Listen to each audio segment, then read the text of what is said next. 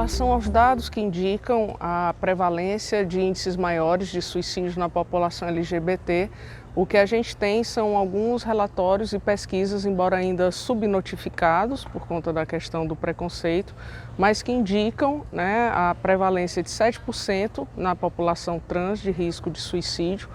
Pesquisas, principalmente americanas, a gente ainda precisa pesquisar muito aqui no Brasil, indicam que só o fato de você ser trans, só isso já é um preditor forte, não precisa de mais outra coisa de aumentar o risco de 7 vezes de suicídio. E a literatura indica, principalmente pesquisas americanas também, que se você for adolescente LGBT, o risco de suicídio é 33% maior do que se for um adolescente cis-hétero. Claro que isso não está relacionado à orientação sexual. Essa questão está relacionada com o que essa orientação sexual é acolhida, é vista no contexto sócio-histórico e político. Geralmente a orientação sexual ela vem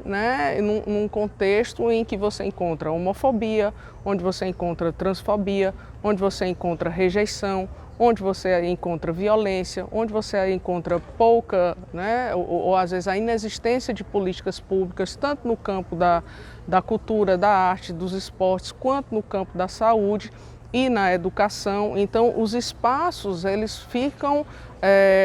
minados e ficam imersos em uma série de falas que dizem que a existência dentro dessa configuração ela não é possível. A gente entende que a invisibilidade ela é a primeira porta de morte. Você só pode viver se você é visto. A visibilidade é o que garante os cuidados, é o que garante as políticas públicas. Você ser visto e ser reconhecido é o primeiro passo de legitimidade para você poder formar vínculos, para você receber afeto e para você receber cuidados. Não recebe cuidados aquele que não é visto e não pode ser visto aquele que não é considerado digno de existir. Então, na hora que a população LGBT começa a batalhar nos anos 70, nos Estados Unidos, pela chance de ser visto, pela chance de ser incluído nas políticas públicas, pelo direito de ser reconhecido, e essas batalhas continuam até hoje. O direito ao nome social da população trans, as batalhas por emprego, o direito a ter assistência médica especializada, o direito a ser incluído nos planos de aposentadoria, nos seguros de saúde, os direitos em relação aos bens dos parceiros, mas principalmente o direito a ser considerado um cidadão que mereça todos os dispositivos da cidadania igual a qualquer outro. Essa é a grande batalha, porque na hora que a sua diferença ela implica em desqualificação, aí é o problema. Não há nenhum problema com a diferença. Todos os seres humanos precisamos ter as nossas diferenças respeitadas. E a diferença é fundamental enquanto um processo de construção subjetiva. Mas o que acontece é que quando essa diferença ela traz a reboque uma desqualificação, uma inferiorização, aí os sujeitos, e aí a gente tem os índices altíssimos de suicídio nas minorias, LGBT, negros, pobres, que vão ter que se deparar, os indígenas, que na hora que a sua condição de diferente vem trazendo uma legitimação negativa, isso é apropriado pelo sujeito, porque todos nós nos apropriamos do olhar que a cultura faz sobre a gente e utilizamos isso inconscientemente para avaliar quem nós somos, e na hora que essa apropriação é negativa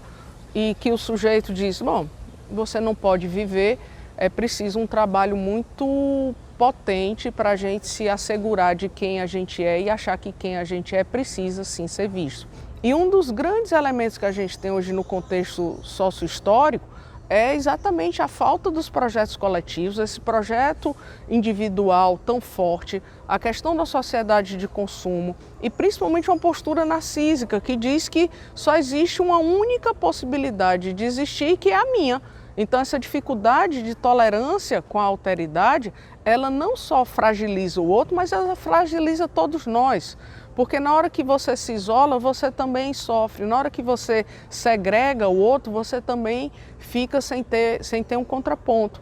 E quando a gente defende a necessidade de políticas de higienização, quando a gente faz uma ênfase apenas num discurso biológico, a gente deixa de considerar que os seres humanos são constituídos por uma dinâmica de afeto, por uma dinâmica histórica, por uma dinâmica da sua história de relações interpessoais, por seus elementos inconscientes, por uma história das suas fantasias, dos seus amores, dos livros que a pessoa leu, dos professores que ela teve, dos sonhos que foram construídos. Então você querer exterminar isso é algo muito grave, porque é você querer aniquilar quem aquela pessoa levou tanto tempo para se constituir. Os representantes políticos, eles têm um papel muito significativo, tanto na produção de discursos, quanto na garantia e na oferta de políticas públicas e na construção do imaginário social a respeito de uma série de temáticas.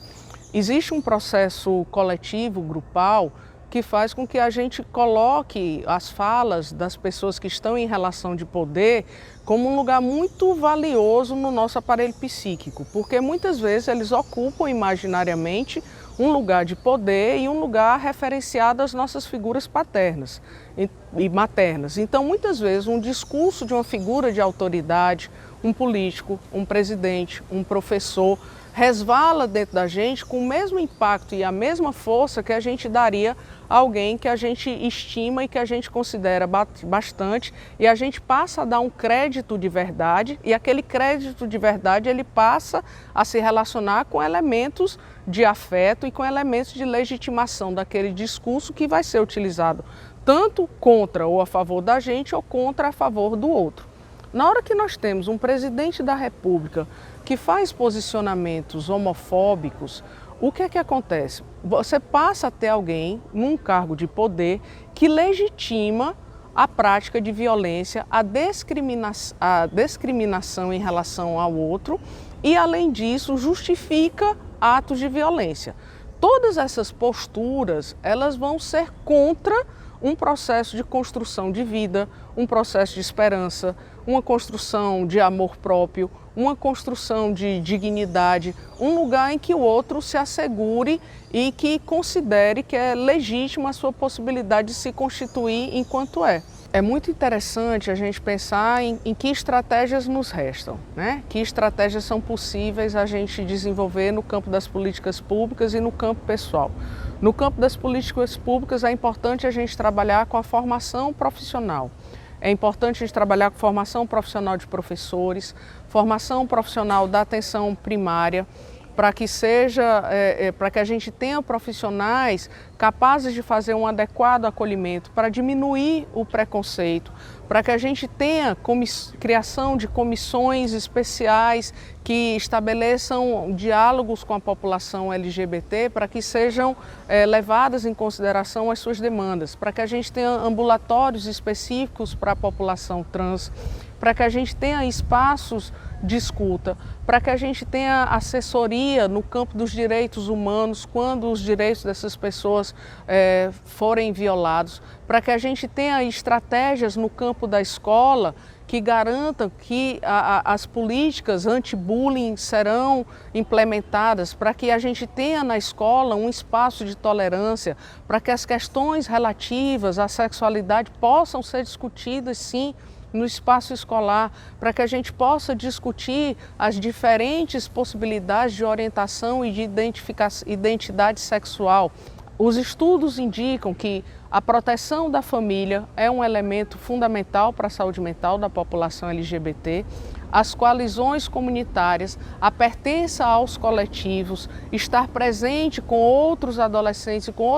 outros sujeitos da população LGBT também oferece um fortalecimento da identidade e da autoestima. Relacionamentos estáveis também são elementos protetivos. A diminuição do uso abusivo de álcool e outras drogas é importante que seja um fator a ser considerado, né? E principalmente a construção de vínculos de autoestima e de esperança e de afirmações positivas consigo mesmo.